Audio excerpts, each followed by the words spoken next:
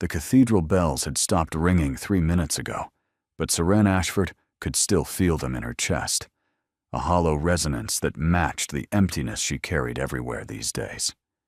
She sat in the back pew of St. Crispin's Cathedral, dressed in unrelieved black bombazine, her gloved hands folded in her lap, her eyes fixed on a point somewhere between the marble floor and the gilded altar. She was meant to be invisible. That was the entire purpose of her presence. Lady Whitmore, the elderly widow she had been hired to accompany, had been explicit in her instructions. Sit quietly. Speak to no one. Do not draw attention. You are a shadow, Miss Ashford. Behave as one. Seren was very good at being a shadow.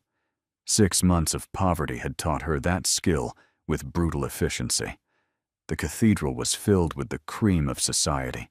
Hundreds of nobles, in their finest silks and velvets, gathered to witness the king's honoring of his most decorated war hero. The pews gleamed with jewels. The air hung thick with expensive perfume and whispered speculation. And at the front of the cathedral, standing before the altar like a dark pillar of barely contained violence, was the man they had all come to see. Corvin Ashworth, the Duke of Valmere, commander of the Northern Campaign, the man who had broken the siege of Aldermore with 300 men against 3,000, the man whose name made enemy generals surrender rather than face him on the field, the man they called the Raven of War. Seren had heard the stories. Everyone had. How he had held the Brennan Pass for 18 days without reinforcement. How he had walked through fire at the Battle of Thornwood and emerged carrying his fallen standard-bearer. How he never smiled, never laughed, never showed mercy to those who opposed him. Looking at him now, she believed every word. He stood with his back to the congregation, facing the archbishop, who would bestow the king's honors. His shoulders were impossibly broad beneath his ceremonial military coat, black wool with silver insignia that caught the candlelight. His dark hair was cropped short in military fashion, and even from 30 pews back, Seren could see the scar that ran from his left temple down past his jaw, a pale slash against sun-darkened skin. He looked like what he was, a weapon forged in blood and fire. Lady Whitmore leaned toward her, her voice a papery whisper. They say he killed 40 men at Brennan Pass with nothing but a broken sword. Seren said nothing. She was a shadow. Shadows did not respond. They also say, Lady Whitmore continued with relish, that every eligible daughter in this cathedral has been positioned specifically to catch his eye when he turns. The Montfort girl is wearing a gown that cost 3,000 sovereigns. Her mother had it shipped from the continent. Seren's gaze drifted involuntarily to the front pews, where the noble family sat in calculated arrangement. She spotted the Montfort girl immediately, a vision in pale rose silk with diamonds glittering at her throat. Lady Viviana Montfort was renowned as the season's greatest beauty, and she sat with the confident posture of someone who expected to be chosen. The Archbishop's voice droned through the blessing, on words about duty and sacrifice and the crown's eternal gratitude. Seren let them wash over her without meaning. She was thinking about the coins in her reticule, the 30 sovereigns Lady Whitmore would pay her for today's service. 30 sovereigns for 6 hours of silence. It would cover her mother's medicine for another month. That was all that mattered. The blessing concluded. The Archbishop lifted the medallion of the Order of the Crown, gold and rubies catching fire in the candlelight, and placed it around the Duke's neck. Rise, Your Grace, and face those who honor you. The Duke turned. Seren's lungs seized. She had thought she was prepared for him. She had seen him from behind, had catalogued his size and his scars and his reputation. But nothing had prepared her for his face. He was not handsome. That word was too soft. not too pretty for what he was. His features were harsh, all sharp angles and brutal planes, as if someone had carved him from granite and forgotten to smooth the edges. The scar that bisected his face should have been disfiguring. Instead, it only emphasized the cold intensity of his eyes, gray like winter ice, like storm clouds before lightning struck. Those eyes swept across the congregation with the assessing calculation of a commander surveying a battlefield.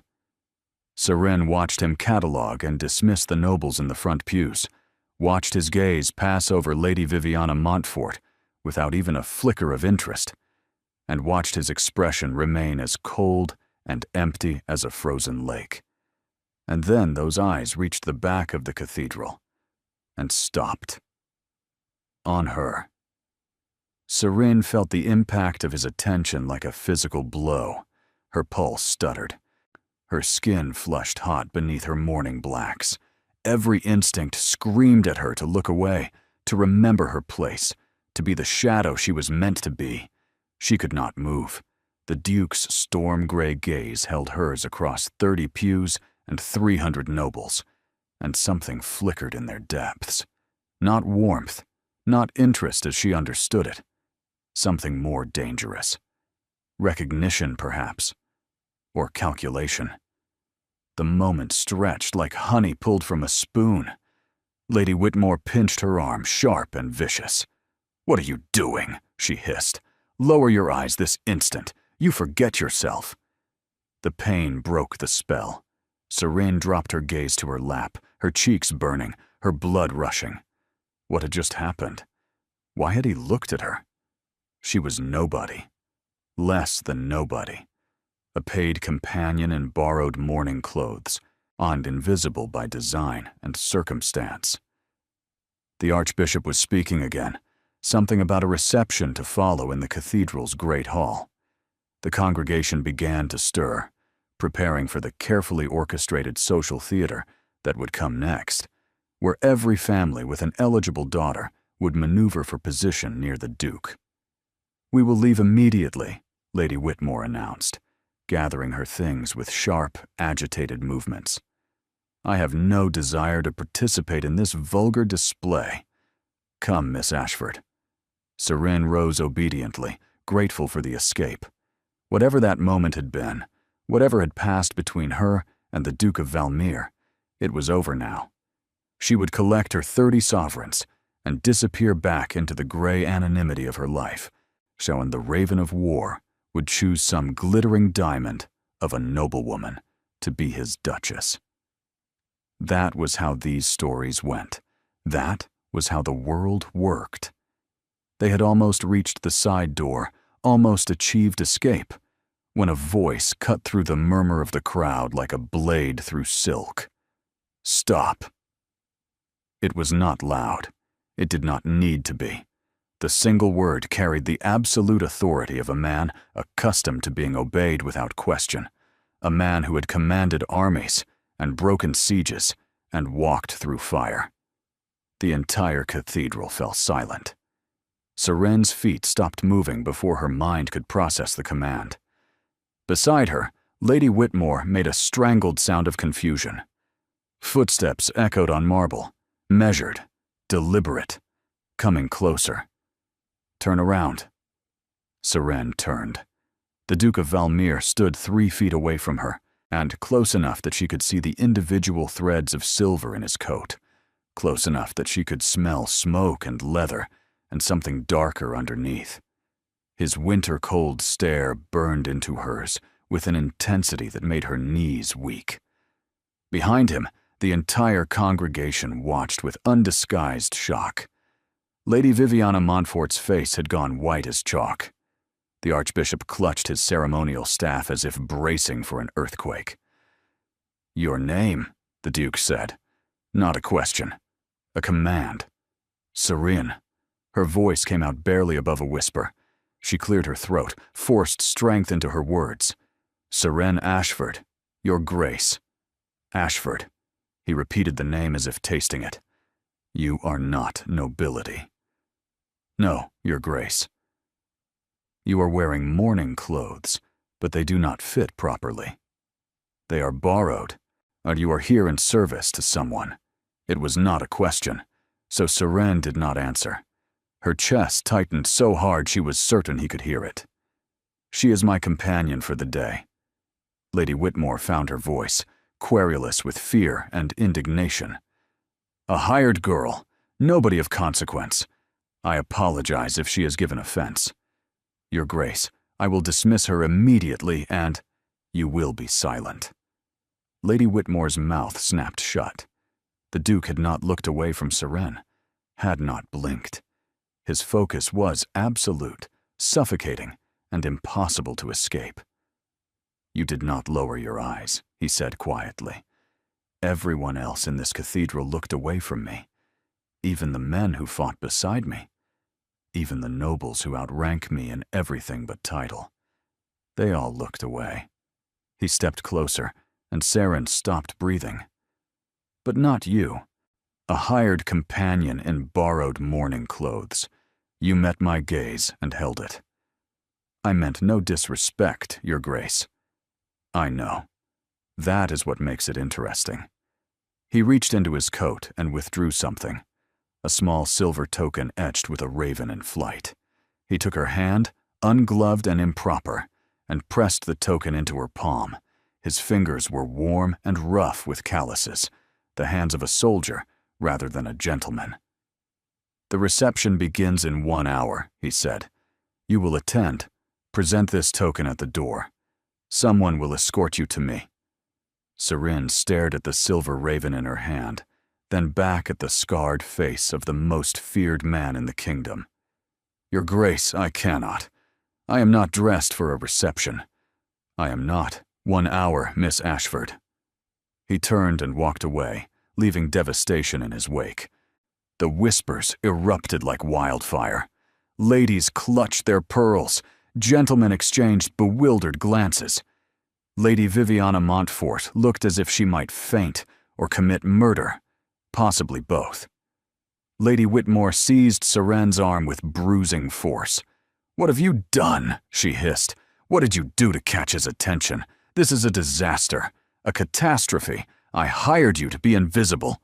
"I did nothing." Seren's voice sounded strange to her own ears, distant and dreamlike. "I did nothing at all." But that was not entirely true, was it? She had looked at him. She had held his gaze when everyone else looked away. And now the Raven of War had chosen her. Before all the diamonds and rubies of noble society. Before Lady Viviana Montfort and her 3,000 sovereign gown. He had chosen a shadow. The silver token burned against her palm like a promise or a threat. Seren could not tell which, but she knew, with the bone-deep certainty of someone whose life had just been derailed by forces beyond her control, that nothing would ever be the same again. Lady Whitmore dismissed her on the cathedral steps. "I do not know what scheme you are running," the elderly widow spat, her face mottled with fury. "But I want no part of it. You were meant to be invisible." Invisible. She thrust a handful of coins into Seren's hand, far less than the promised 30 sovereigns. "Take your payment and go. I never want to see your face again." The carriage door slammed, the wheels clattered against cobblestones, and Seren stood alone on the steps of St. Crispin's Cathedral, unclutching a silver raven token and 12 sovereigns that would not last the month. Around her, the noble families departed in their gilded carriages, every eye sliding toward her with undisguised curiosity. She heard the whispers. "That's her, the one he spoke to. Nobody knows who she is. Wearing mourning clothes, did you see? Viviana Montfort is absolutely beside herself." Seren forced her legs to move, descending the steps with what dignity she could muster. She needed to think. She needed to disappear. She needed to pretend this entire morning had been some fever dream brought on by too little food and too much worry. But the silver token in her hand was real. The memory of his eyes, gray and blazing with focus, was real. The command in his voice was real. 1 hour. She could not attend that reception. The idea was absurd. She was wearing borrowed mourning clothes that hung loose on her frame because she had lost weight from months of barely eating. She had no jewels, no gloves, and no proper shoes. She was a disgraced gentleman's daughter who spent her days caring for elderly widows and her nights calculating how many more weeks she could afford her mother's medicine. She did not belong in the same room as dukes and duchesses. But if she did not attend, what then? The Duke of Valmere was not a man one refused. The stories made that abundantly clear. He had once hanged 3 of his own officers for disobeying orders on the battlefield. He had broken men who crossed him, destroyed careers with a single word, and ended entire noble lines with the stroke of a pen. What would he do to a hired companion who ignored his summons? On Seren's feet carried her through the winding streets of the capital without conscious direction. She passed market stalls and coffee houses, townhouses with gleaming windows, and tenements with none. The city continued its daily business, oblivious to the fact that her world had just cracked open like an egg. She found herself standing before a modest boarding house in a respectable but unfashionable neighborhood. Home. Or what passed for it now. The landlady intercepted her in the hallway. "Miss Ashford, there's a man waiting for you. Been here nearly an hour. I told him you weren't receiving visitors, but he insisted." Serene's blood ran cold. It could not be the Duke himself. Could it?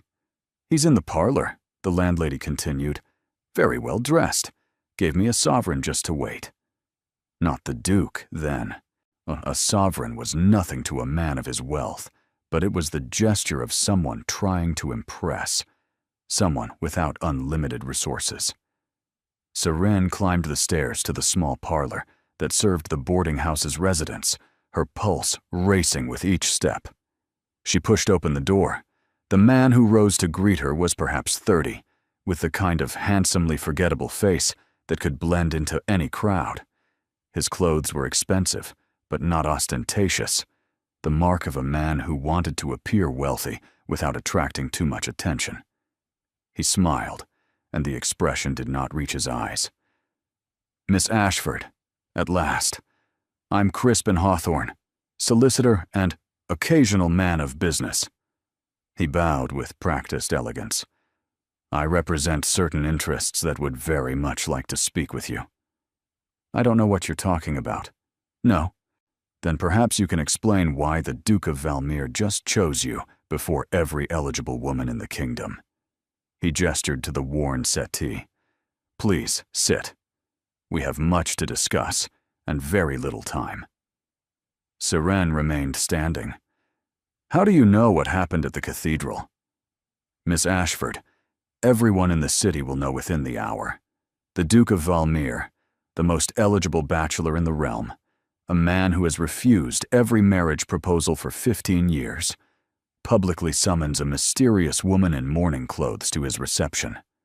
He spread his hands. "This is the story of the century. Gossip sheets are being printed as we speak." Her stomach dropped. She had not considered the attention, the scrutiny, the way this would spread like fire through dry grass.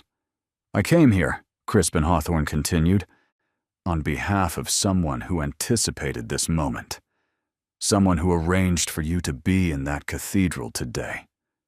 The words took a moment to penetrate. "What do you mean, arranged? Did you think it was coincidence that Lady Whitmore needed a companion today, of all days? That she hired you specifically, a woman of your particular background and appearance?" He shook his head. "Nothing about today was coincidence, Miss Ashford. You were placed in that cathedral like a chess piece, and now the Duke has made his move." Serene sank onto the settee, her legs no longer willing to support her. Who arranged this?" "Someone who has been watching you for some time. Someone who believed you possessed certain qualities that would catch the Duke's attention." He checked his pocket watch. "But we can discuss motives later. Right now, Doctor, you have a reception to attend, and you cannot go looking like that. I am not going to that reception. Yes, you are, his voice hardened. Because if you don't, the Duke will come looking for you. And when he discovers that you disappeared after he showed you public favor, he will be very, very displeased. You cannot afford to displease him, Miss Ashford. More importantly, your family cannot afford it.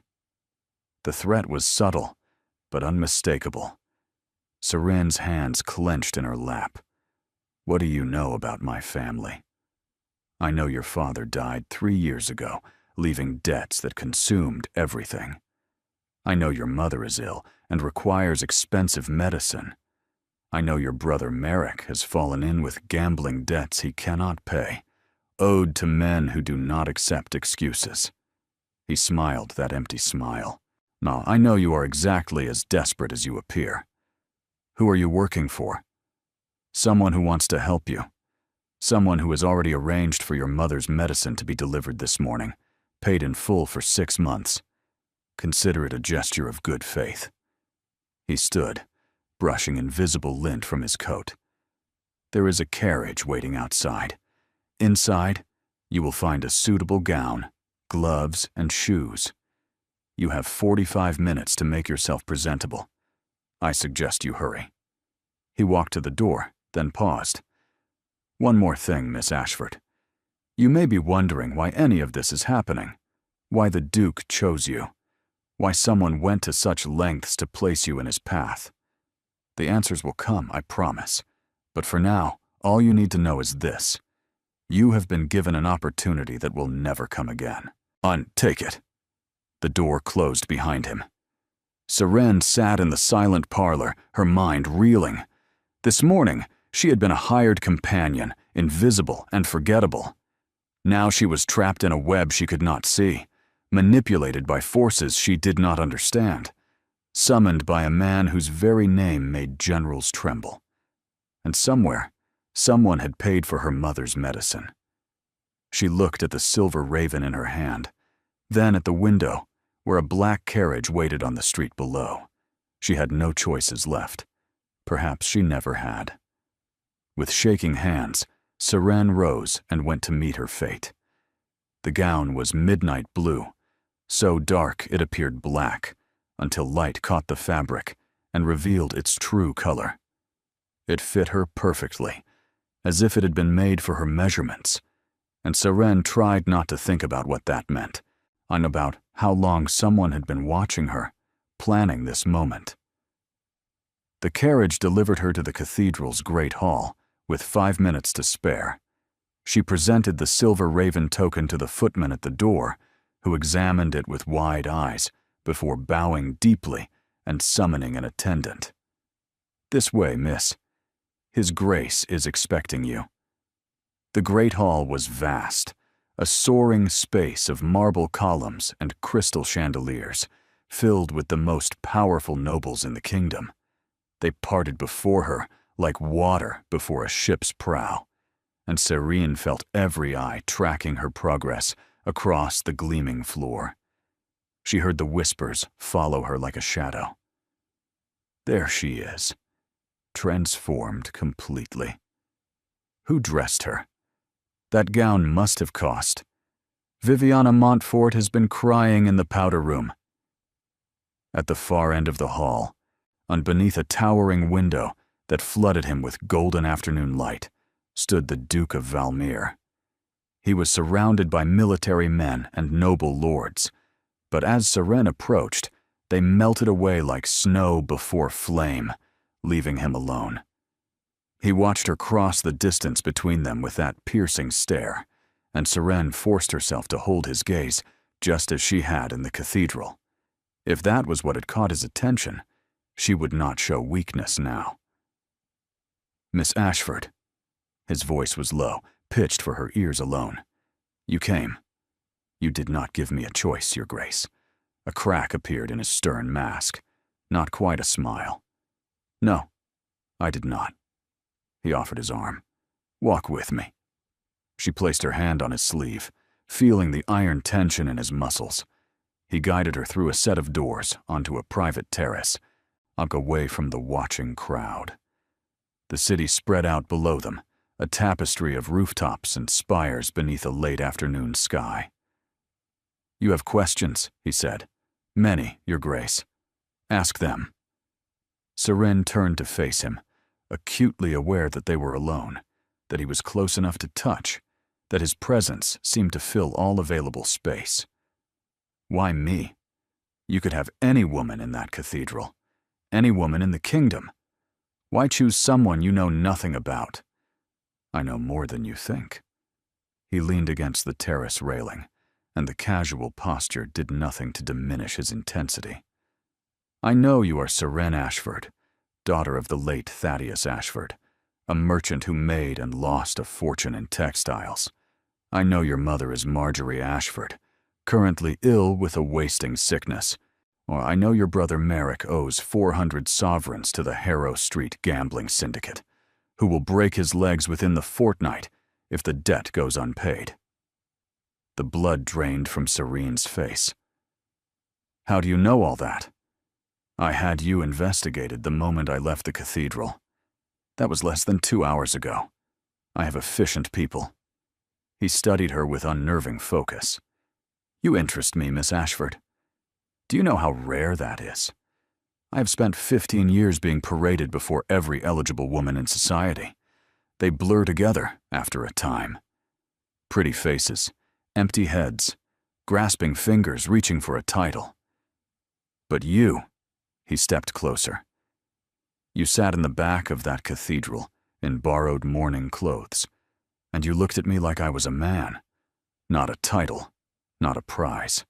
Not a monster to be feared, or a fortune to be claimed. Just a man." Her heartbeat stuttered. "Perhaps I did not know enough to be afraid. You know now. Are you afraid?" She considered lying, but something in his expression, some flicker of genuine curiosity beneath the cold facade, demanded honesty. "Yes, but I have learned that fear is a luxury I cannot afford." He regarded her for a long moment. Then he reached into his coat and withdrew a folded document. "This is a contract. Read it." Seren took the papers with unsteady hands. The legal language was dense, but the essence was clear. She would spend the remainder of the social season as the Duke's official companion. She would attend events on his arm, dine at his table, and reside in his household as a guest. In exchange, her brother's debts would be paid, and her mother's medical care would be secured for 5 years, and upon completion of the season, she would receive a sum sufficient to establish herself independently.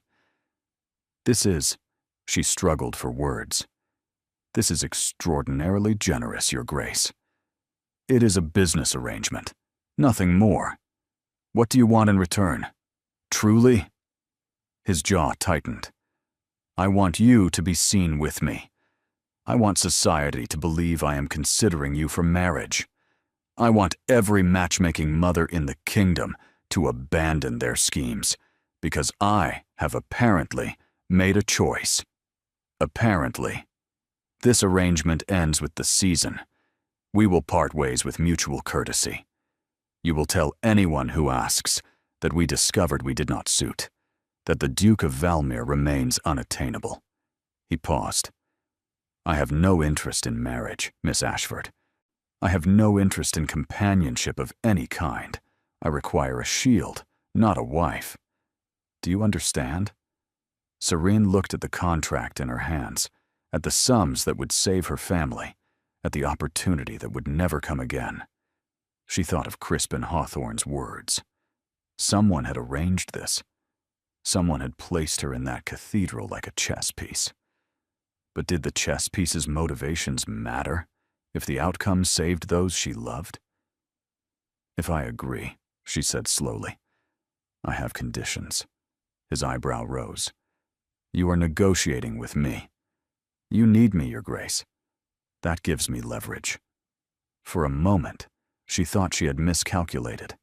His expression hardened, and she glimpsed the commander who had broken sieges and hanged officers. Then, impossibly, His lips curved into something that was almost a smile. "Name your conditions." "First, I will not lie to my family. My mother must know the truth of this arrangement. She deserves that dignity." "Agreed." "Second, I will not share your bed. If this arrangement requires physical intimacy, I withdraw now." His expression did not change. "I have no designs on your virtue, Miss Ashford." "Agreed." "Third." She hesitated, knowing this was the dangerous one. "When this ends, if you change your mind about marriage, if you decide to pursue someone else while I am still playing this role, you will tell me immediately. I will not be humiliated. I will not be discarded without warning." The almost smile faded. "You think me capable of that kind of cruelty? I think you capable of anything, Your Grace. Your reputation is very thorough." Silence stretched between them. The sounds of the reception drifted through the terrace doors, to music and laughter and the clink of crystal. A world away from this quiet space where two people negotiated the terms of a deception. "I give you my word," the Duke said finally. "All 3 conditions.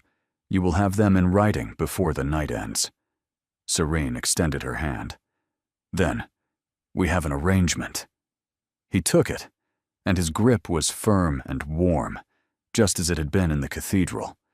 But this time, he held on a moment longer than necessary, and his slate-colored gaze searched her face with a focus that made her chest tighten. "You should know," he said quietly, "that this arrangement will not be easy. My grandmother, the Dowager Duchess, will oppose you with everything she has. Lady Viviana Montfort will seek to destroy you socially. Every gossip in the kingdom will dissect your every word and gesture. You will be scrutinized, judged, and found wanting by people who have never known a moment's hardship in their entire privileged lives. I have survived hardship before, Your Grace. Not like this," he released her hand. "But I believe you will survive this too. That is why I chose you." He turned toward the terrace doors. "Come.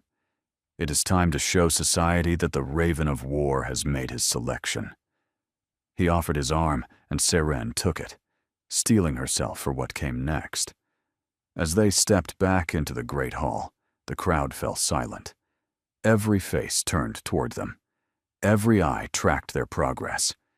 And beside her, the most feared man in the kingdom walked with the quiet confidence of someone who had just won a battle no one else knew was being fought. But Serene could not shake the feeling that she was missing something. The Duke needed a shield. Oh, not a wife. He had said so himself. But something in his expression when he looked at her, something beneath the cold calculation and the careful control, suggested there were depths to this arrangement he had not revealed. And somewhere in the city, Crispin Hawthorne and his mysterious employer were watching. The game had begun. Serene only wished she knew the rules. Ravenhold was not a house. It was a fortress dressed in silk. The carriage passed through iron gates crowned with ravens in flight, then wound up a long drive flanked by ancient oaks. The estate rose before Serene like something from a fever dream, all gray stone and Gothic spires, windows glinting like watchful eyes in the fading light. His Grace's ancestors built Ravenhold 3 centuries ago, the footman informed her, as the carriage stopped. It has withstood 4 sieges. Serene stared up at the towering facade and believed it. This was a place built for war, for survival, for enduring whatever the world threw against it. No wonder it had produced a man like Corvin Ashworth. The interior was no less intimidating. Marble floors stretched beneath soaring ceilings, painted with scenes of battle and triumph. Portraits of stern-faced Ashworth ancestors lined the walls, their cold gazes following her progress with silent judgment. Suits of armor stood sentinel in alcoves, weapons crossed, as if waiting for an enemy that might appear at any moment. Your rooms are in the East Wing, miss. A housekeeper in severe black appeared at her elbow, her face betraying nothing. I am Mrs. Bramwell. His Grace has instructed that you are to be treated as an honored guest.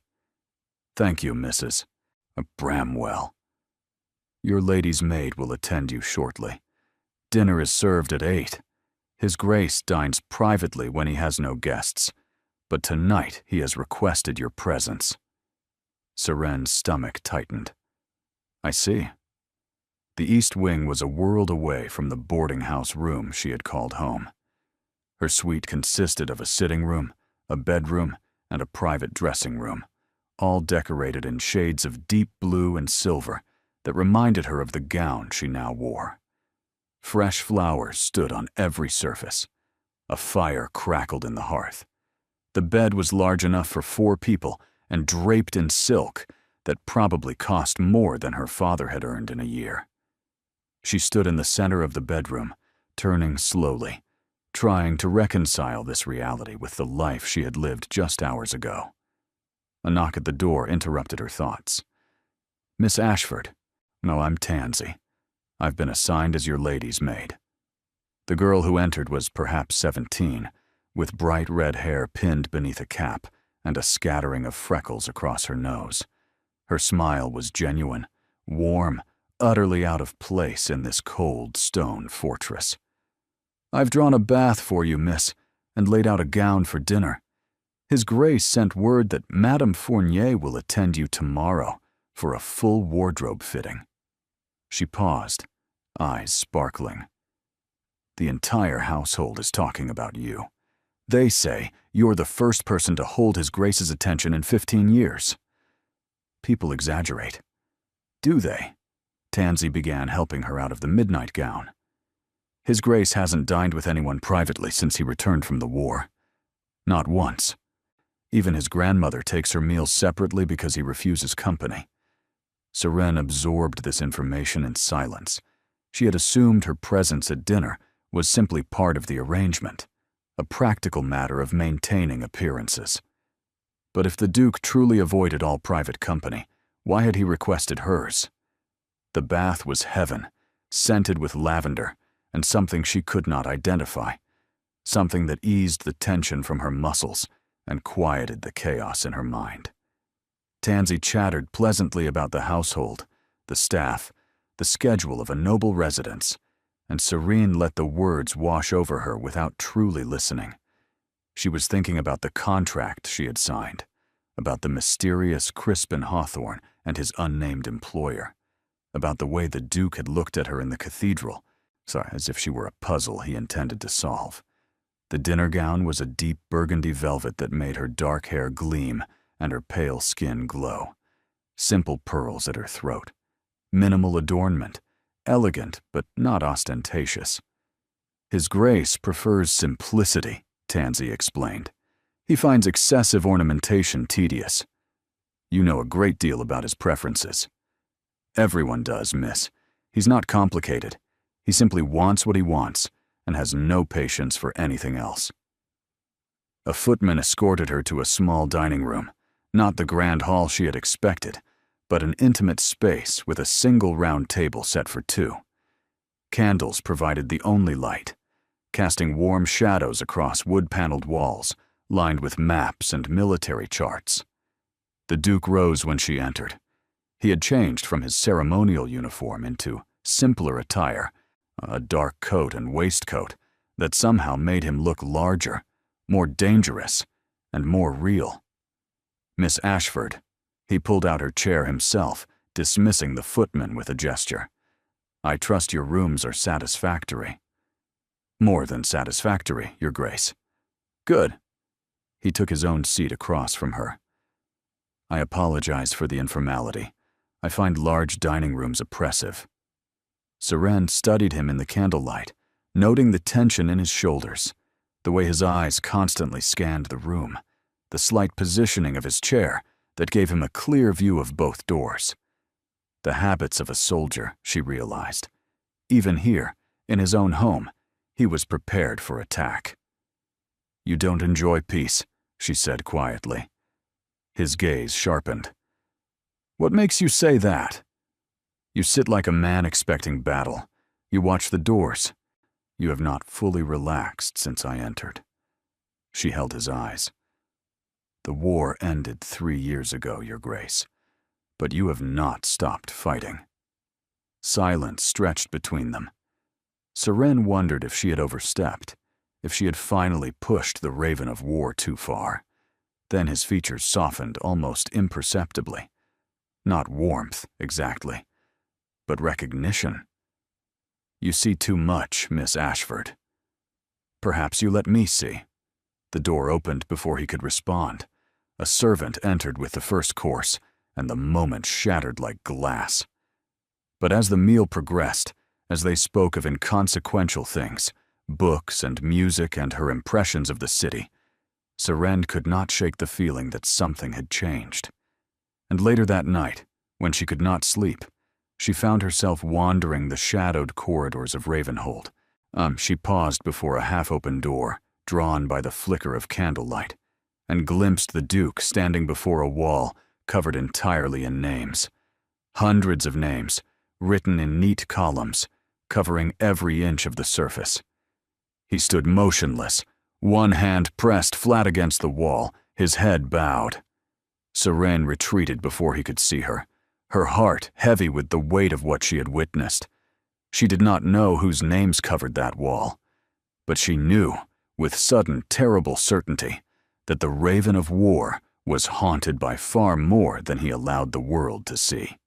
The Dowager Duchess of Valmere descended upon Ravenhold at precisely 10 o'clock the following morning, arriving in a carriage emblazoned with the family crest and attended by 4 footmen in immaculate livery. Seren was summoned to the drawing room before she had even finished breakfast. "You will address her as Your Grace," Tansy whispered hurriedly, adjusting Seren's collar. "She is His Grace's grandmother on his father's side. She has run this family for 40 years. She is—" Tansy hesitated. "She is formidable, miss, but fair. Usually." The word usually did not inspire confidence.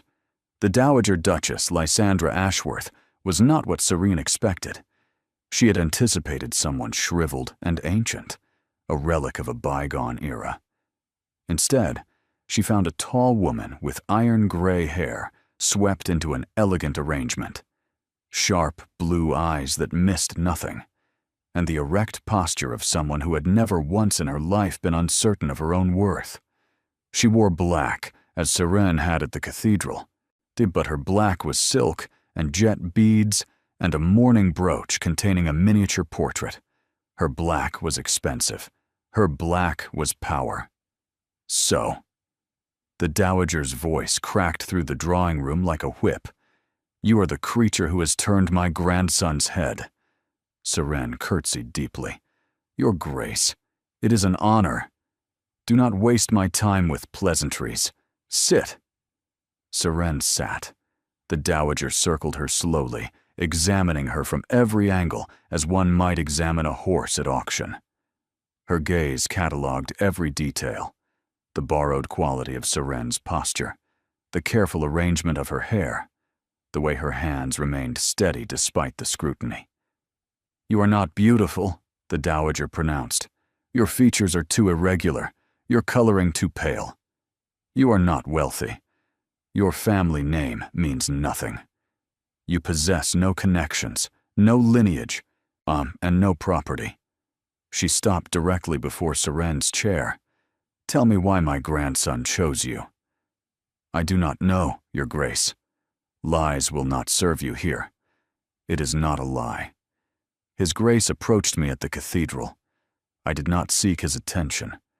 I did not even know who he was until he spoke to me.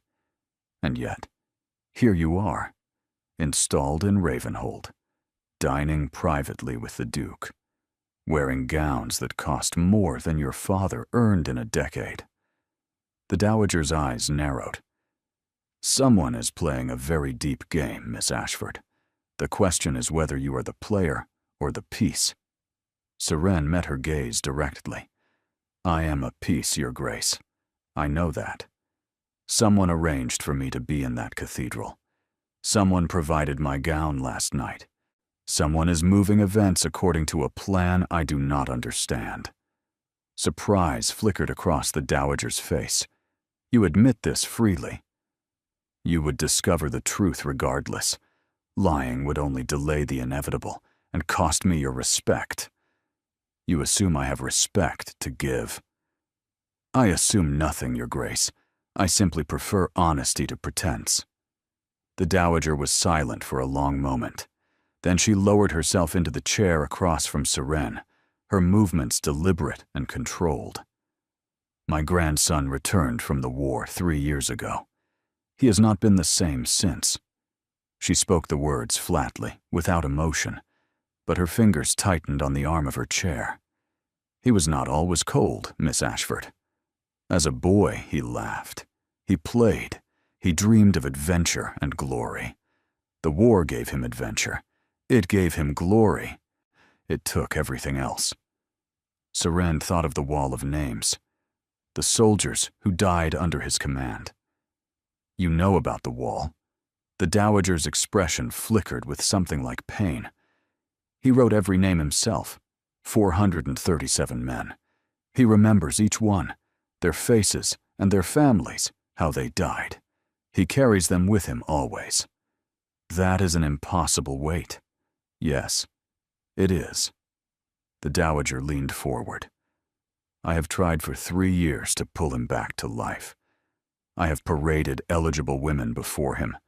I have arranged dinners and balls and every social event imaginable. Nothing reaches him. Nothing penetrates the fortress he has built around himself. Her eyes bored into Seren's. And then yesterday, he saw you, and something changed. For the first time in 3 years, he looked at a woman as if she were real. Serene's throat tightened. I do not know why. Neither do I, and that terrifies me. The dowager rose, moving to the window with her back to Seren. I have investigated you thoroughly, Miss Ashford. Your father was a good man who made poor decisions. Your mother is kind, but weak. Your brother is a fool who will destroy himself if someone does not intervene. And you, she turned. You have spent the last 2 years holding your family together through sheer force of will. You have taken positions beneath your station. You have sacrificed your own prospects. You have never once complained. Complaining accomplishes nothing. Precisely. The dowager's voice softened fractionally. You have steel in you, Miss Ashford.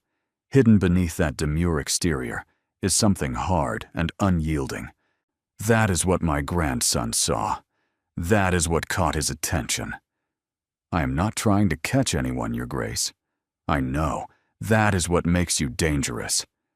She crossed back to Serene, stopping close enough that her perfume, lily of the valley, and something sharper, filled the air between them. I will be watching you, Miss Ashford. If you hurt my grandson, if you betray him, if you exploit his vulnerabilities for personal gain, I will destroy you. Not your reputation. Not your prospects. You. Do we understand each other? Perfectly, Your Grace. Good. The dowager moved toward the door, then paused. One more thing. The man who approached you yesterday, Crispin Hawthorne, he works for Lord Aldrich Vance. Do you know that name? Seren shook her head. Lord Vance was my grandson's commanding officer during the war. They had a falling out. Vance has been seeking leverage against Corvin for years. The dowager's expression hardened. Whatever game is being played, Miss Ashford, you are caught between 2 very dangerous men. I suggest you decide where your loyalties lie. She swept from the room, leaving Seren alone with the weight of revelation. Lord Aldrich Vance, the Duke's former commander, the man behind Crispin Hawthorne, the man who had placed her in that cathedral like a chess piece. But why? What did Vance want with the Duke of Valmere? And why had he chosen Seren as his instrument? The questions circled in her mind like carrion birds, finding no purchase, no answers. She had entered a war she did not understand, fighting for a man she barely knew, against an enemy she had never seen. And somewhere in this house, behind his walls of ice and silence, the Raven of War carried the names of 437 dead men. Seren wondered if there was room on that wall for one more. 5 days passed in a blur of activity. Madame Fournier arrived with bolts of fabric and an army of seamstresses. Morning gowns, afternoon gowns, evening gowns, ball gowns. Seren stood for hours while they pinned and measured and debated the merits of various silhouettes. She felt like a doll being dressed for display. The Duke was largely absent, consumed by parliamentary duties and estate business. They crossed paths at meals, exchanging polite conversation, maintaining the careful distance of two people who had agreed to pretend intimacy without actually achieving it. But Seren noticed things, the way his eyes found her whenever she entered a room, the slight softening of his expression when she made an observation that surprised him, the deliberate care with which he ensured her comfort, adjusting fires, requesting specific dishes, arranging for books to be delivered to her sitting room.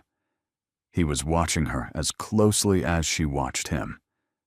On the 6th evening, Seren found herself restless. Dinner had concluded hours ago. The house had settled into nighttime quiet.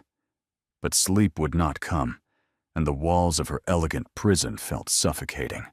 She wandered the corridors of Ravenhold, telling herself she was exploring, knowing she was searching. For what, she could not say. She found him in the library.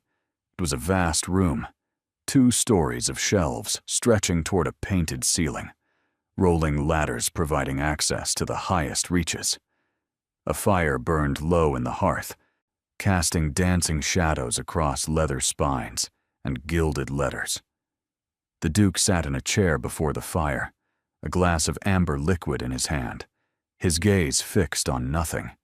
He had removed his coat and waistcoat, wearing only shirt sleeves and a loosened cravat. It was the most informal she had ever seen him, and somehow it made him more intimidating rather than less. "Miss Ashford." He did not look at her. "You should be asleep." "So should you." His lips twitched. "I rarely sleep." The names on the wall. Now he looked at her, and his eyes were dark with something she could not name. "You saw that." "I apologize. I did not mean to intrude." "And yet you mention it now." Seren moved into the room, drawn by something stronger than caution. 437 men. So your grandmother told me. My grandmother talks too much. She loves you. She wants to manage me. There is a difference. He took a long swallow from his glass. "Why are you here, Miss Ashford? In this room, at this hour?" "I could not sleep. Neither could I. But I asked why you came here, to this room specifically." Seren considered lying, but they were past pretense now, past the careful choreography of their arrangement. "I came looking for you." A shadow crossed his features. "Why?" "Because you carry a weight that is crushing you, and you will not let anyone help. Because you sit alone in the dark with your ghosts, and I understand what that feels like.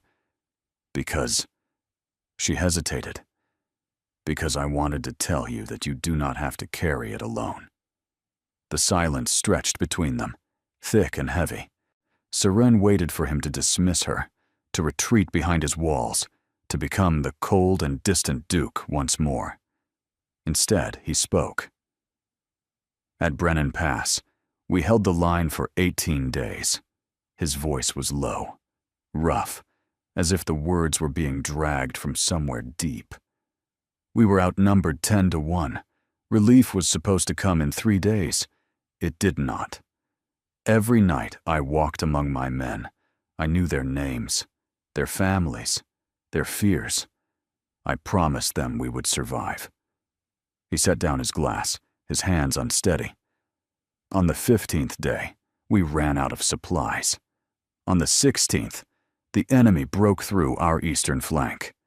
I rallied the men for a counterattack that very hour. 37 volunteered. We pushed them back. His jaw tightened. None of the 37 survived. Seren's chest ached.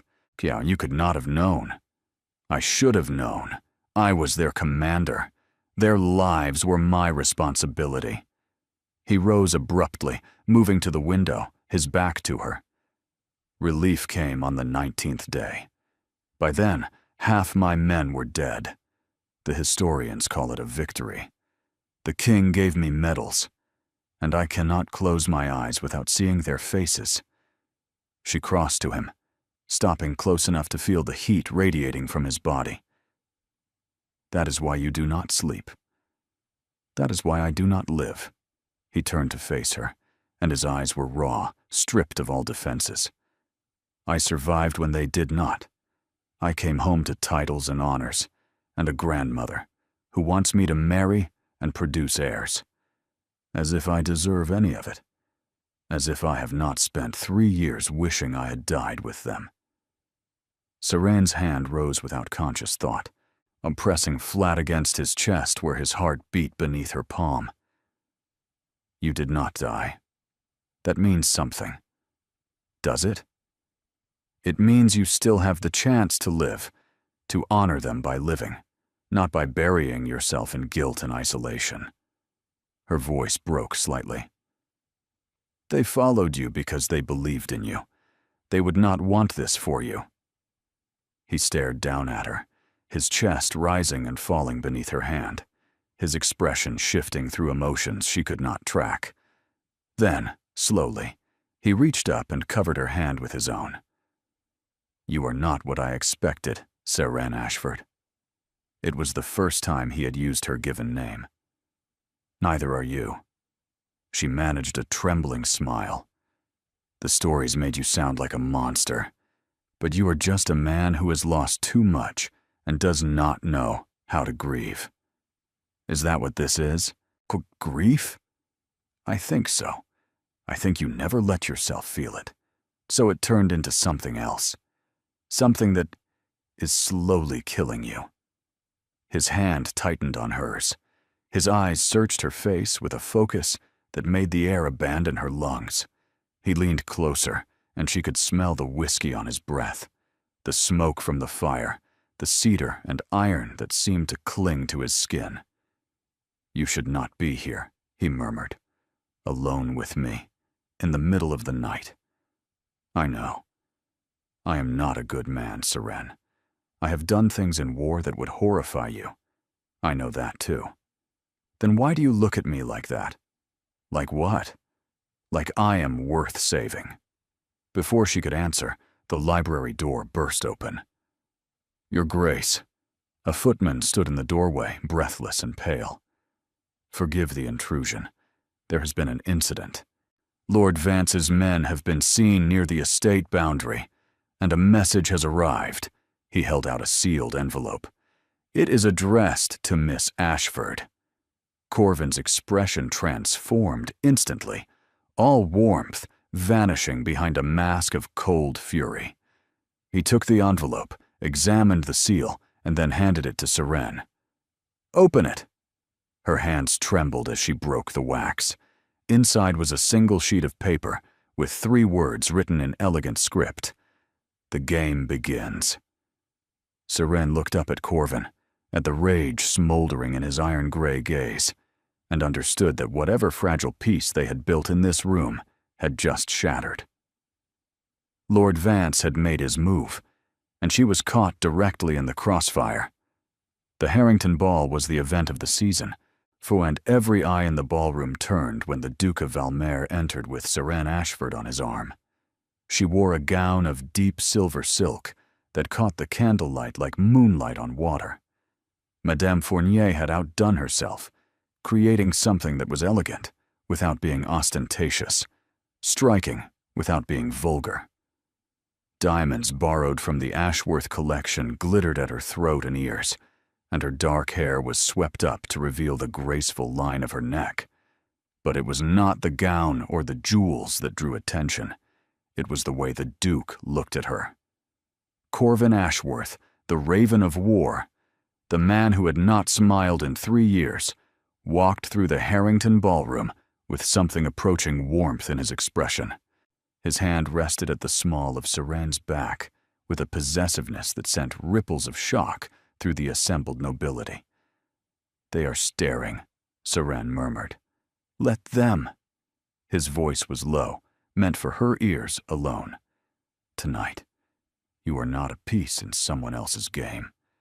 Tonight, you are mine." The word sent heat spreading through her chest. She knew this was still performance, still the arrangement they had agreed upon. But since that night in the library, since his confession and her touch and the message that had shattered the moment, something had shifted between them. They had not spoken of it. There had been no time. Corvin had spent the past 3 days fortifying the estate, sending messages, preparing for whatever Lord Vance intended. But she had caught him watching her with a focus that made her pulse race, and she had found herself watching him in return. "The Dowager is here," Seren observed, spotting the iron-haired woman holding court near the refreshment tables. "She does not look pleased." "My grandmother is never pleased. It is her natural state." "And Lady Viviana Montfort is approaching from the left, with murder in her eyes." Corvin's hand tightened slightly at her back. "Allow me to handle Lady Viviana." The blonde beauty materialized before them in a cloud of rose perfume and barely concealed hostility. Her gown was pink silk, trimmed with pearls, her smile sharp enough to draw blood. "Your Grace," she curtsied with exaggerated courtesy. "How wonderful to see you attending social functions again. And Miss Ashford." The pause before her name was deliberate. "What an unexpected rise in circumstances. 1 week ago, you were a hired companion. Now you stand beside a duke. How fortunate." "Fortune had little to do with it," Seren replied evenly. "His Grace chose me. I believe that is the relevant fact." Lady Viviana's eyes narrowed. "Chose you for what, precisely? A season's entertainment? A momentary distraction?" She leaned closer, her voice dropping to a poisonous whisper. "Everyone knows this cannot last. You are a novelty, nothing more. When he tires of you, and he will tire of you, you will return to whatever poverty you crawled from. And I will still be here." "Lady Viviana," Corvin's voice cut through the tension like a blade. "You seem to be laboring under several misapprehensions. Allow me to correct them." He stepped forward, positioning himself between Seren and the blonde woman, and his expression made Lady Viviana take an involuntary step back. "Miss Ashford is under my protection. Any insult to her is an insult to me. Any attempt to harm her reputation will be met with consequences you cannot imagine." His voice was soft, almost gentle, which somehow made it more terrifying. "I have ended careers with less provocation, Lady Viviana. I have destroyed families who crossed me. Do not test whether I would do the same for her." Lady Viviana's face went white. "Your Grace, I meant no offense." "You meant exactly what you said. The difference is that now you understand the cost." He offered his arm to Seren. "Miss Ashford, I believe the first waltz is about to begin." He led her away, leaving Lady Viviana frozen in their wake. Serene's blood rushed through her veins. "You did not need to do that," she said quietly. "Ah, yes, I did." He guided her onto the dance floor as the orchestra began to play. "I told you that you would face opposition. I also told you that I would not let you be humiliated. The arrangement does not require you to defend my honor. The arrangement requires me to appear devoted to you." He pulled her into position, one hand at her waist, the other clasping her fingers. "Tonight, I am not appearing." They began to move, and the world fell away. Seren had learned to dance as a girl, before her father's fortune collapsed, but she had never danced like this. Corvin led her with the assured command of a man accustomed to controlling battlefields, and she followed as naturally as breathing. They swept across the floor in perfect synchronization, and she felt weightless, transformed, and alive in a way she had not felt in years. You dance beautifully," he murmured. "You sound surprised." "I am surprised by everything about you." His eyes held hers, his gaze blazing with emotion. "Every day, you reveal something new, something unexpected. I have spent 3 years feeling nothing, and now I cannot stop feeling." Air abandoned her lungs. "Corvin, do not tell me to stop. Do not tell me this is merely arrangement." His hand tightened at her waist. "I have been dead for 3 years, Seren. You are bringing me back to life. Let me have this moment." The music swelled toward its conclusion. Around them, the other dancers had faded to insignificance. There was only him, only this, only the electricity crackling between their bodies. The waltz ended. They stood motionless in the center of the ballroom, breathing hard, staring at each other with a hunger that made the watching crowd murmur. Then Corvin lifted her hand to his lips and pressed a kiss to her knuckles, lingering far longer than propriety allowed. "Come with me," he said. "I need to speak with you. Privately." He led her through a set of doors onto a moonlit terrace. The night air was cool against her flushed skin, and the sounds of the ball faded to distant music. "I have been thinking," he began, "about the arrangement, about what happens when the season ends." Seren's chest clenched. "You wish to end it early." "No." He stepped closer, his expression fierce. "I wish to not end it at all." "What are you saying?" "I am saying that I do not want you to leave when the season concludes. I am saying that this arrangement has become something I didn't anticipate, on something I don't want to lose." He took her hands in his, and his grip was desperate. "I'm saying that I think I am falling in love with you, Seren Ashford, and I have no idea what to do about it." The confession hung between them like a held breath. Seren stared up at his scarred face, at the vulnerability he so rarely showed, at the man beneath the legend. "I think I am falling in love with you too," she whispered. His exhale was ragged. He pulled her closer, one hand rising to cup her face, his thumb tracing the line of her cheekbone with devastating gentleness. "I've wanted to kiss you since the library," he murmured. "Every moment since then has been torture." "Then stop torturing yourself." He kissed her. It was not gentle. It was not careful. It was the kiss of a man who had denied himself for too long, who had finally allowed himself to want something, who was claiming her with every fiber of his being. His mouth moved against hers with fierce possession, and she responded in kind, her fingers tangling in his hair, her body pressing against his. When they finally broke apart, gasping for air, his forehead rested against hers. "Whatever comes next," he said, "we face it together. Agreed?" "Agreed." The terrace doors burst open. Crispin Hawthorne stood in the doorway, flanked by 2 men in military uniforms. His face was pale, his usual smug confidence replaced by something that looked almost like fear. "Forgive the interruption, Your Grace, but Lord Vance is here, and he has brought documents that he claims will destroy you both." Lord Aldrich Vance was waiting in the Harringtons' private study, a glass of brandy in his hand and a smile on his face that made Seren's blood run cold. He was older than she expected, perhaps 50, with silver hair swept back from a handsome face that bore the marks of command. His uniform was immaculate, decorated with medals and honors that proclaimed his status as a war hero. But there was something wrong in his eyes, something hollow and calculating that reminded her of a snake waiting to strike. Corvin. He said the name like a curse wrapped in silk. How delightful to see you again. And this must be the mysterious Miss Ashford. His gaze swept over her with undisguised assessment. My compliments on your taste. She is quite lovely. What do you want, Vance? Corvin's voice was ice. Straight to business. I always admired that about you. Vance set down his glass and withdrew a leather folder from his coat.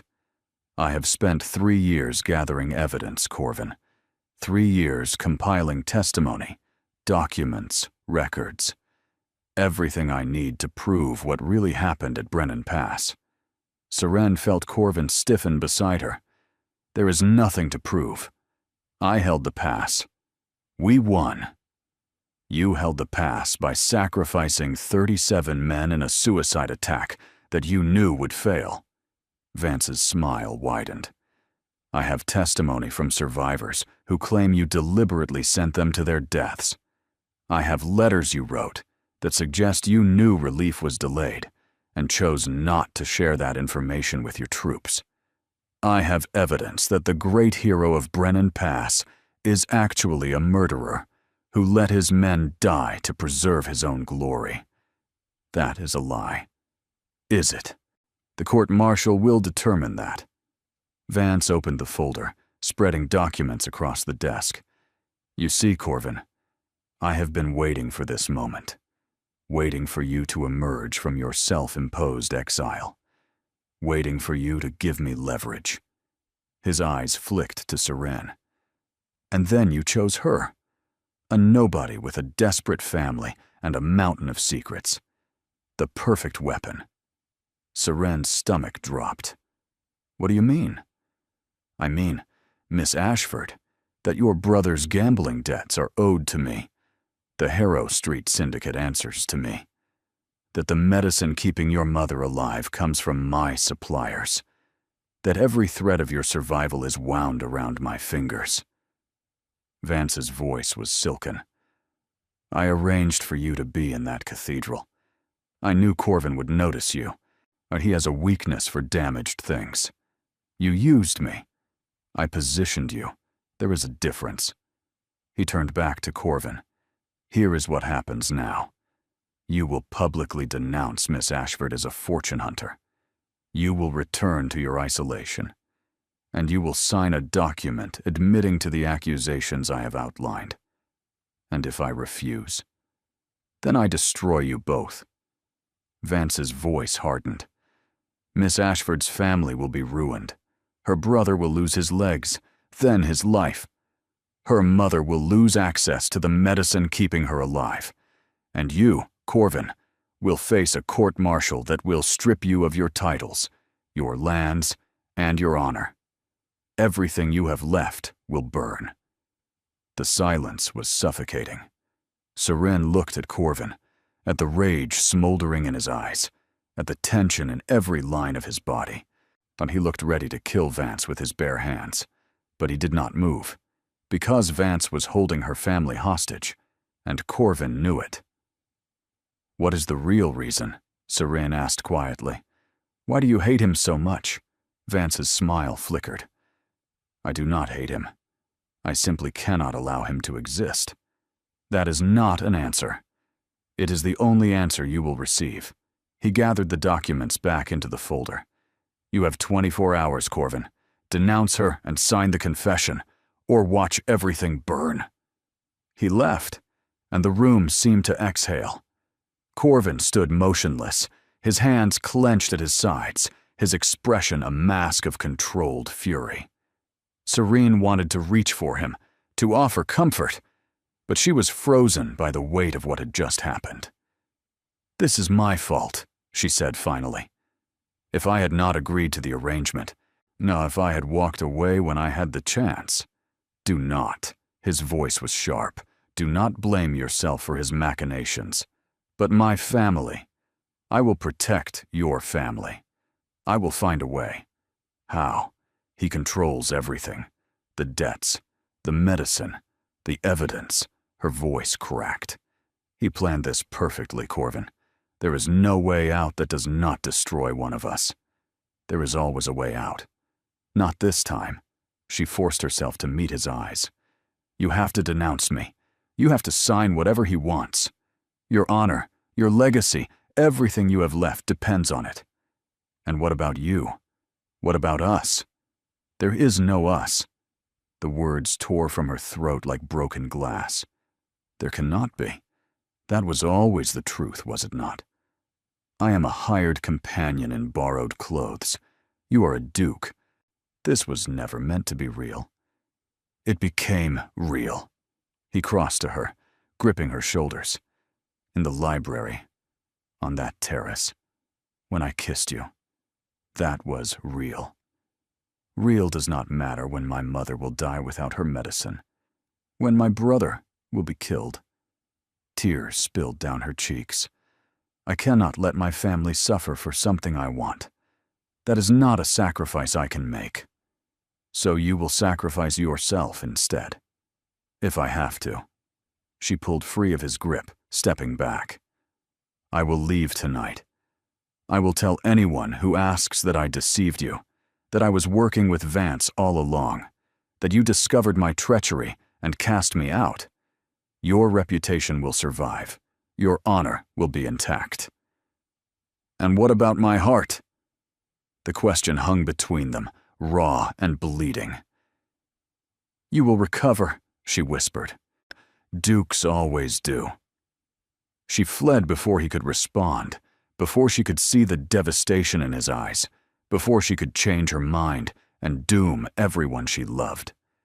The silver gown felt like a shroud as she ran through the corridors of the Harrington mansion. The diamonds at her throat felt like chains. Everything she had gained in the past week was crumbling to ash around her.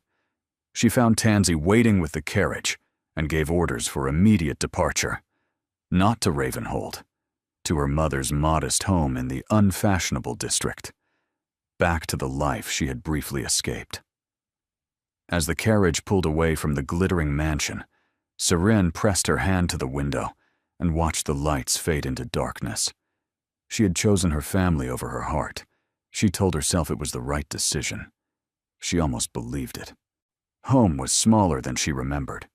The modest rooms felt cramped after the soaring spaces of Ravenhold. The worn furniture looked shabbier. The smell of her mother's illness hung in the air, sharp and medicinal, a constant reminder of everything at stake. Seren, her mother's voice was weak but warm. You've come back. I have, Mother. The letters you sent said you were well, that the arrangement was proceeding smoothly. Marjorie Ashford's pale eyes searched her daughter's face. What happened? Seren could not tell her the truth, could not explain about Vance, about the threats, about the impossible choice she had been forced to make. Her mother was too fragile for that burden. It simply did not work out, she said quietly. The Duke and I were not suited after all. Marjorie was silent for a long moment. Then she reached out and took Seren's hand, her grip surprisingly strong. You are lying to me, child. I raised you. I know when you are hiding something. She squeezed gently. But I also know you would not have returned without good reason. Whatever happened, you did what you believed was right. Serene's throat tightened. I did what I had to do. That is not the same thing. Merrick found her in the kitchen an hour later, attempting to prepare a meal from their meager supplies. Her brother looked haggard, dark circles under his eyes, a nervous energy in his movements that spoke of sleepless nights and mounting fear. Vance's men came by yesterday, he said without preamble. They said the debt has been called due, all of it, immediately. Seren's hand stilled. How much time do we have? 3 days. Merrick's voice cracked. Seren, I'm so sorry. I never meant for any of this to happen. I thought I could win enough to clear the balance. I thought you could chase fortune instead of building it. She heard the bitterness in her own voice and hated it. Just like Father. I know. I know I have failed you, failed all of us." He slumped into a chair, his head in his hands. "What are we going to do?" Seren had no answer. The days that followed were a blur of fear and desperation. She sought work, any work, but word had spread. The mysterious companion who had captured and then lost the Duke of Valmere was now infamous. Doors that might have opened closed in her face. Opportunities evaporated before she could grasp them, and every night, when she finally collapsed into her narrow bed, she dreamed of him. Corvin's gray eyes blazing with emotion, his hands warm against her skin, his voice rough and broken, confessing feelings she had never expected to hear. "I think I am falling in love with you." She woke from those dreams with tears on her cheeks and an ache in her chest that would not fade. On the third day, as she sat beside her mother's bed, reading aloud from a battered novel, a knock came at the door. Merrick answered it. She heard voices, then footsteps. Then her brother's face appeared in the doorway, pale with shock. "Seren, there's someone here to see you." She set down the book and went to the parlor. The Dowager Duchess Lysandra Ashworth stood in the center of the modest room, her elegant black gown wildly out of place against the worn furniture and faded curtains. Her expression was unreadable. "Miss Ashford." Her voice was crisp. You and I need to talk." "You left without explanation." The Dowager settled into the best chair the parlor offered, which was not saying much. "My grandson has been impossible ever since. He has locked himself in his study, refused food, refused visitors, refused everything except whiskey and silence." "I am sorry for his distress, Your Grace." "Are you?" The Dowager's eyes sharpened. "Because from where I sit, it appears you inflicted that distress deliberately. You made him feel something for the first time in 3 years, and then you vanished like smoke. I had no choice. There is always a choice. You chose wrong." Seren's composure cracked. "Lord Vance threatened my family, my mother's medicine, my brother's life. Everything we have depends on his mercy. If I had stayed, if I had let Corvin fight for me, they would have suffered the consequences. And you thought sacrificing yourself would save them? Yes. Then you are a fool." The Dowager leaned forward. "Vance does not want your family destroyed. He wants Corvin destroyed. Your family is simply leverage. The moment you left, you gave him exactly what he wanted. Proof that Corvin can be broken through the people he cares about." Seren's blood turned to ice. "What do you mean?" "I mean that Vance has already moved against my grandson. The court-martial documents have been filed. The accusations are public. Every newspaper in the kingdom is printing stories about the hero of Brennan Pass and his alleged war crimes." The Dowager's voice was steady, but her hands trembled slightly. "Corvin faces ruin, Miss Ashford. Complete and total ruin. And without you, he has no reason to fight it." "He would not. Surrender? Give up? Let Vance win?" The Dowager's laugh was bitter. "My grandson has been surrendering for 3 years. He simply called it duty. The only time I have seen him fight, truly fight, was when you were in the room." Seren's legs would not hold her. She sank onto the settee, her mind reeling. "I thought I was protecting him." "You were protecting yourself. There is a difference." The Dowager's voice softened fractionally. "I do not say this to be cruel, Miss Ashford. I say it because you need to understand the situation clearly. Vance will not stop with Corvin. Once he has destroyed my grandson, he will turn his attention to everyone connected to him, including you, including your family. Then what do? You fight." The Dowager rose, her posture commanding despite her age. "You go back to Ravenhold. You stand beside my grandson. You give him a reason to believe that something in this wretched world is worth saving. And if Vance follows through on his threats, then we face him together, united. The Dowager moved to the door, then paused. I have arranged for your mother to be moved to a private sanatorium outside the city, the finest care available. Vance's suppliers will have no access to her there. Your brother is being escorted to the Ashworth country estate as we speak. He will be safe until this is resolved. Seren stared at her. You did all that. I protect what belongs to my family. The Dowager's eyes met hers. And whether you realize it or not, Miss Ashford, you belong to this family now. The only question is whether you are willing to fight for it. The choice hung before her, terrifying and simple. She could stay here, hiding, watching from a distance as everything collapsed. Or she could go back, face Vance, stand beside Corvin even if it meant sharing his destruction. She thought of his voice in the library, confessing his guilt and his grief. She thought of his hands on her face, trembling with emotion he could not contain. She thought of the kiss on the terrace, fierce and desperate and real. Whatever comes next, we face it together. She had agreed to that. She had promised. Your Grace. Serene's voice was steady now. I need a carriage. The Dowager's smile was sharp with approval. There is one waiting outside. I had hoped you would make the correct decision. Seren rose, smoothed her worn dress, and lifted her chin. Then let us go save a duke. Ravenhold loomed against the evening sky, like a fortress preparing for siege.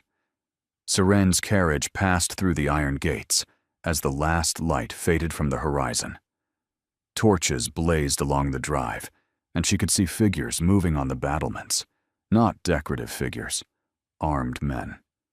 His Grace has been preparing for attack since you left, the Dowager said from her seat across the carriage. He believes Vance will move against the estate directly once the court-martial proceedings begin. Would Vance really attack a duke's home? Vance would do anything to destroy Corvin. Their hatred runs deeper than you know. The carriage stopped before the main entrance. Footmen rushed to assist them, and Mrs. Bramwell appeared in the doorway, her severe face softening with relief when she saw Seren. Miss Ashford, thank heavens, he has been asking for you. Where is he? The library, where he always is now. He has not left it in 3 days. Seren gathered her courage and walked through the familiar corridors, her pulse quickening with each step. The house felt different now, charged with tension and fear. Servants moved with quick efficiency. Guards stood at every intersection. She pushed open the library door. Corvin stood before the fireplace, a glass in his hand, his back to her. He had not shaved in days. His clothes were rumpled. He looked like a man who had stopped caring whether he lived or died. I told you I wanted to be alone, he said without turning. Whatever it is can wait. It cannot wait. He spun around. The glass slipped from his fingers, shattering on the hearth. Seren. Her name was a prayer, a curse, a desperate plea. He crossed the room in 3 strides and stopped just short of touching her, as if afraid she might vanish if he moved too quickly. You came back. I should never have left. You had to protect your family. My family is safe. Your grandmother saw to that. She reached up and touched his face, feeling the roughness of his unshaved jaw, the heat of his skin. I was wrong, Corvin. I thought leaving would protect you. Instead, I gave Vance exactly what he wanted. I do not care about Vance. You should. He has filed court-martial papers. The accusations are public. Everything you have worked for means nothing without you. He grabbed her hands, pressing them to his chest. I have spent 3 days in this room, drinking myself into oblivion, trying to understand how everything went so wrong so quickly. And do you know what I realized? What? I realized that I was willing to lose everything. The title, the lands, the legacy, all of it. His voice cracked. But I wasn't willing to lose you. And when you left, When you walked away to save your family, I understood for the first time what it felt like to truly lose something that mattered. Tears spilled down her cheeks. I am so sorry. Do not apologize. You did what you believed was right. That is who you are. He cupped her face in his hands, his thumbs brushing away her tears. But I need you to understand something, Seren. I am going to fight Vance.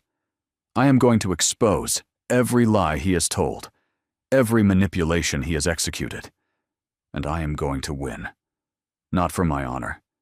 Not for my legacy. For you. Corvin, let me finish. His gaze held fierce conviction. I love you. Not the arrangement. Not the performance. You. The woman who held my gaze in the cathedral. The woman who saw through my walls. The woman who touched my hand in this very room and told me I did not have to carry my burdens alone. He leaned closer, his forehead pressing against hers. I want to spend the rest of my life earning the right to stand beside you, if you will let me. You do not need to earn anything.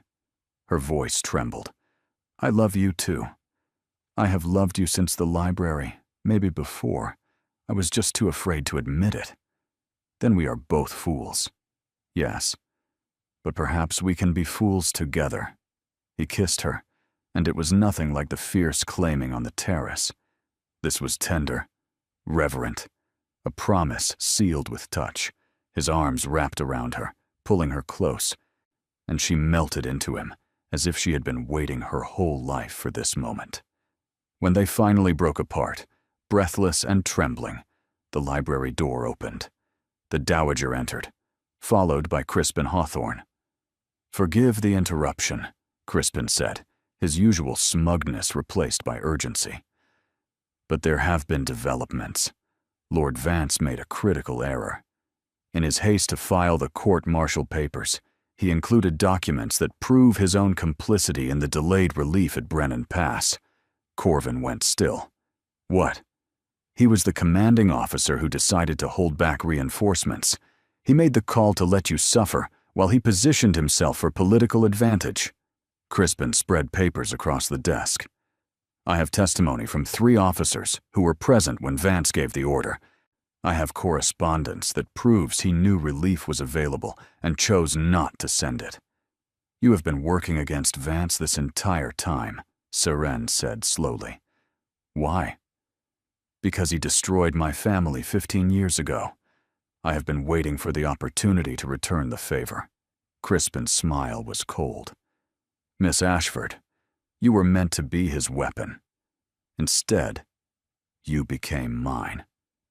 The court-martial, Corvin said. If we present this evidence, Vance will be the one facing charges, not you. Crispin gathered the papers. I have already delivered copies to the appropriate authorities. By morning, Lord Aldrich Vance will be the most infamous man in the kingdom. The Dowager moved to Corvin's side, her hand resting briefly on his shoulder. It is over, my boy. The nightmare is finally over. Corvin looked at Seren, his gray eyes bright with emotion. Not over, just beginning. The season's end ball was the culmination of everything society had spent months anticipating. Every noble family in the kingdom attended. Every eligible lord and lady displayed their finest attire. Every gossip sharpened their tongues for the evening's entertainment. But this year, there was only one topic of conversation. Lord Aldrich Vance had been arrested the previous morning. The charges were extensive: conspiracy, obstruction of military relief, falsification of records, and 17 counts of conduct unbecoming an officer. His trial would begin within the fortnight. And the Duke of Valmere, the man Vance had tried to destroy, stood at the top of the grand staircase with Seren Ashford on his arm. She wore a gown of midnight blue, so dark it appeared black, until light caught the fabric and revealed its true color. The same gown she had worn to that first reception, Corvin had requested it specifically. Around her throat, glittered the Ashworth sapphires, stones that had not been worn since his mother's death. "Everyone is staring," she murmured, echoing words she had spoken weeks ago. "Let them." His voice was warm with amusement. "Tonight, I want them to stare." They descended the staircase together, and the crowd parted before them like waves before a ship. Seren saw familiar faces. Lady Viviana Montfort, pale and silent, her dreams of becoming Duchess thoroughly shattered. The Dowager, resplendent in black silk, nodding with approval. Crispin Hawthorne, lurking near the refreshments, his work finally complete. And she saw her mother, and seated in a wheeled chair near the musicians, healthier than she had looked in months. The sanatorium had worked miracles. Beside her stood Merrick, sober and steady, wearing new clothes that fit properly, and an expression of cautious hope. Corvin guided her to the center of the ballroom as the orchestra began to play. But instead of taking position for the waltz, he stopped, turned to face her, and dropped to one knee. The collective gasp nearly drowned out the music. "Seren Ashford," he said, his voice carrying across the suddenly silent room. "3 weeks ago, you sat in the back of a cathedral, wearing borrowed mourning clothes. You were meant to be invisible. You were meant to say nothing. But you looked at me when everyone else looked away, and my entire world changed." Tears pricked at Seren's eyes. "What, Corvin? I have spent 3 years as a dead man walking, carrying guilt, carrying grief, carrying the names of 437 soldiers who deserved better than I gave them." His voice cracked slightly. "You taught me that surviving is not the same as living. You taught me that love is worth the risk of loss. You made me want to be present instead of merely existing." He reached into his coat and withdrew a ring, a sapphire surrounded by diamonds, ancient and beautiful. "This ring belonged to my mother. My father gave it to her the night he proposed, against his family's wishes, against all practical considerations. He chose love over duty. He chose happiness over expectation." Corvin's gaze held hers, blazing with fierce joy. "I'm choosing you, Seren, before all the diamonds and titles of noble society. Sure, before every eligible woman in this room. I am choosing the woman who saw me when I was invisible, who held my gaze when I was terrifying, who loved me when I was broken." He held up the ring. "Will you marry me?" The ballroom held its breath. Seren looked at the man kneeling before her, the scarred face, the winter eyes, the hands that had carried the weight of war and learned to reach for something gentler, the heart that had been locked away for 3 years and finally broken free. "Yes," she said, her voice ringing clear across the silent room. "In this life and every life that follows, yes." He slid the ring onto her finger, rose, and kissed her in front of every noble in the kingdom. The crowd erupted. Some applauded, some gasped, some whispered furiously behind their fans. But Seren did not care. She was in his arms, and that was the only place she had ever wanted to be. 1 year later, the cathedral bells rang across the city, announcing the marriage of the Duke and Duchess of Valmere. Seren stood at the altar in a gown of ivory silk, her hand clasped in Corvin's, speaking vows that would bind them for eternity. The pews were filled with nobility and commoners alike, for the Duke had insisted that anyone who wished to attend should be welcomed. Her mother wept happy tears from the front row. Merrick stood as one of the groomsmen, steady and proud. The Dowager occupied her traditional seat with an expression that might have been satisfaction. And when the ceremony concluded, when Corvin lifted her veil and kissed her as his wife, the cheers that echoed through St. Crispin's Cathedral could be heard across the city. That evening, in the library of Ravenhold, Seren found her husband standing before the wall of names. But something had changed. Below the 437 soldiers, in fresh gold paint, were new words. They are remembered. They are honored. They are at peace. And so, at last, am I. Seren moved to his side, slipping her hand into his. When did you add that? This morning, before the ceremony. He turned to look at her, and his eyes were clear for the first time since she had known him. I will carry them always. But you taught me that carrying them does not mean being crushed by them. I love you, she said simply. And I love you. He pulled her close, resting his forehead against hers. My Duchess, my partner, my heart. Your wife, she added. Yes. His smile was soft and real and full of wonder. My wife. Years later, when historians wrote about the Duke of Valmir, they would speak of his military triumphs, his political influence, and his role in reforming the treatment of soldiers returning from war. They would mention the scandal that nearly destroyed him and the mysterious woman who saved him from it. But those who knew the family told a different story. They spoke of a duke who laughed, who played with his children in the gardens of Ravenhold, who danced with his wife at every ball and looked at her as if she were the most precious thing in the world.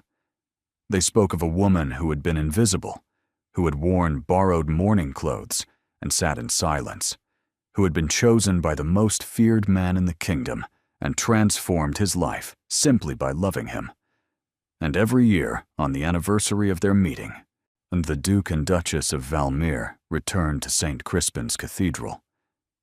They sat in the same pew where it had all begun, she in elegant black silk, he in ceremonial dress, and when the bells rang out, Seren would rest her head against her husband's shoulder and close her eyes. Not from fatigue, not from boredom, but because some traditions, the ones born from accidents and impossibilities, become the sweetest rituals of all.